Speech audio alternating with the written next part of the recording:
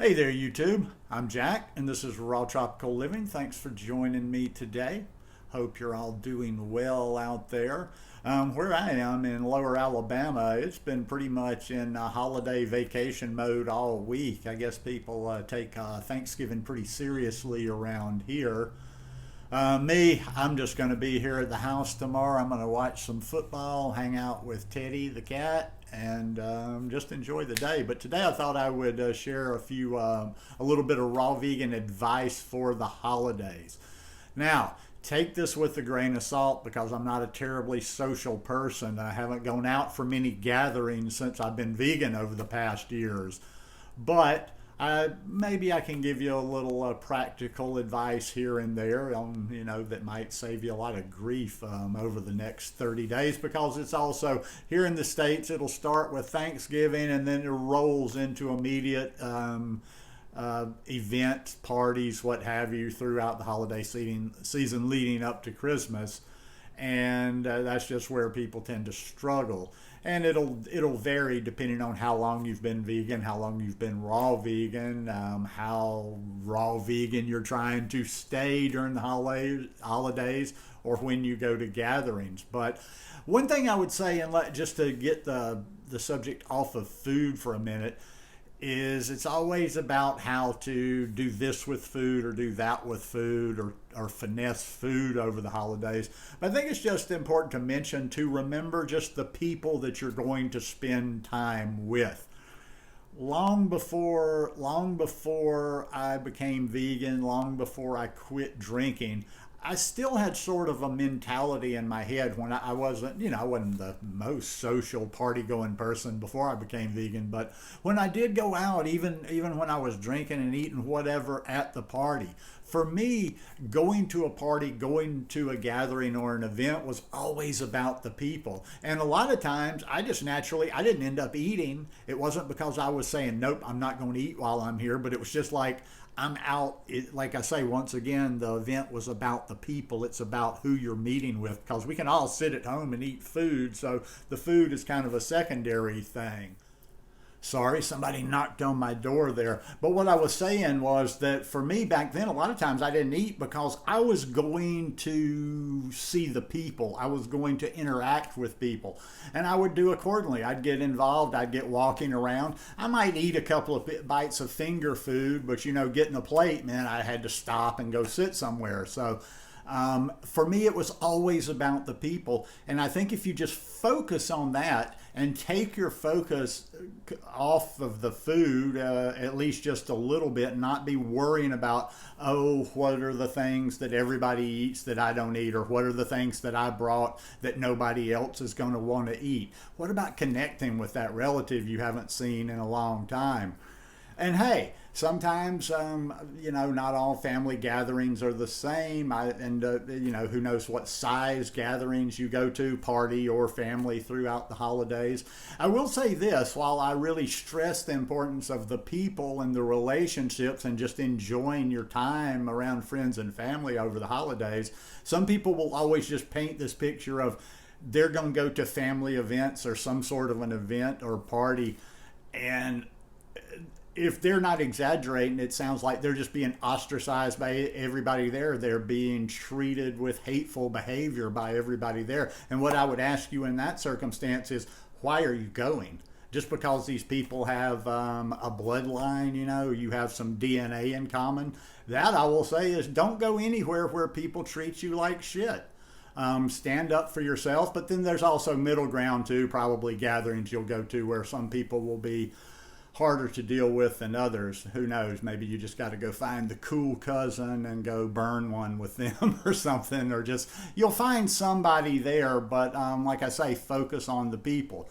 Now, I'm not saying totally just disregard the food whatsoever. If you're going to take something to the party, vegan, raw vegan, well, there's two different ways I can go with this. Number one is just taking something for yourself so you'll be full, but also is taking something that you can share. Now, if you're taking something you can share, Think your best recipe, your knocking it out of the ballpark recipe, and don't think your healthiest, most pristine recipe that you would eat. Like for instance, I made some more of those like those bliss balls that I make with dates and nuts, and usually put some cacao, sometimes some coconut and stuff like that, and I roll them into little balls and put them in the freezer.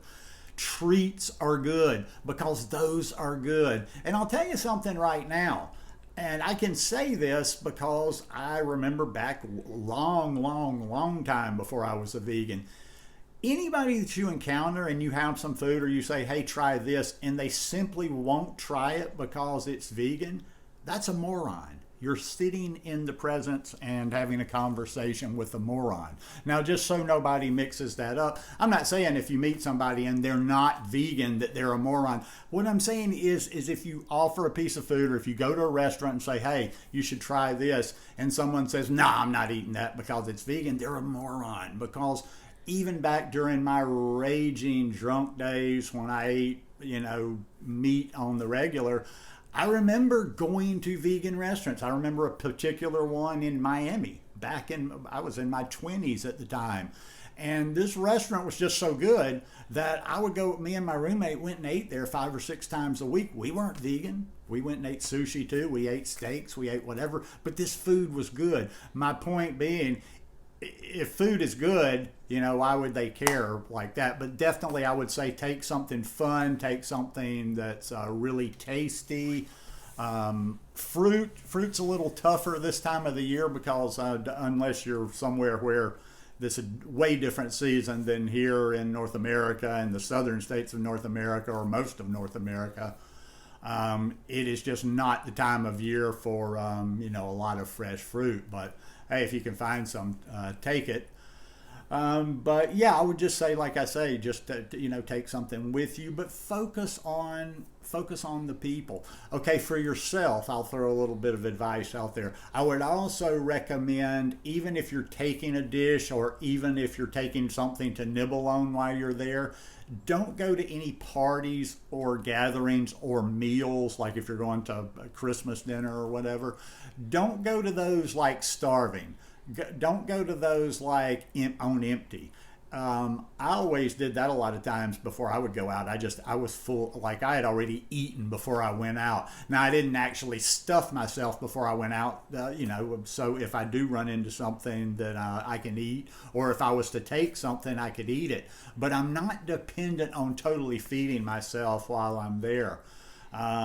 If you feel uncomfortable being around a lot of people that are drinking alcohol, you can order things, especially if you're in a bar, or a lot of times, even if you're in someone's home and they have a nice little setup, you can get a cocktail glass. Club soda looks just like a vodka tonic, vodka soda, gin tonic, gin soda. Just put a little bit of ice in a cocktail glass, pour yourself a club soda, and a little squeeze of lime in there.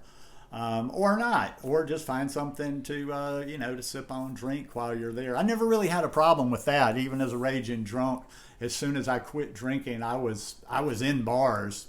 I was in bars within a couple of days after I quit drinking, because at the time, that's another story, but it was kind of sort of part of my job. I was writing sports, and I had to go where I could see multiple screens all the time.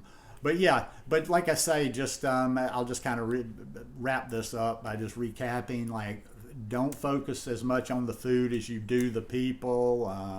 And I'll finish with this also too. This is not your time to go in and be the hardcore vegan evangelical preacher. You're not going to change a lot of minds at a gathering, at a party during the holidays, and you're most likely just going to stir up some stuff, and it's just going to turn into, pardon my language, kind of going to turn into a shit show. So there's probably, unless somebody unless you're talking one-on-one and somebody shows a real interest in it, there's better times to evangelize than during a holiday getaway or gathering or whatever. But anyhow, have fun, enjoy people, and just do the best you can throughout the holidays. But hope you guys enjoyed this one today. If you like it, please give me a thumbs up. If you're in the States and you're celebrating, have a beautiful Thanksgiving, and I'll see you here at the end of the week. Peace.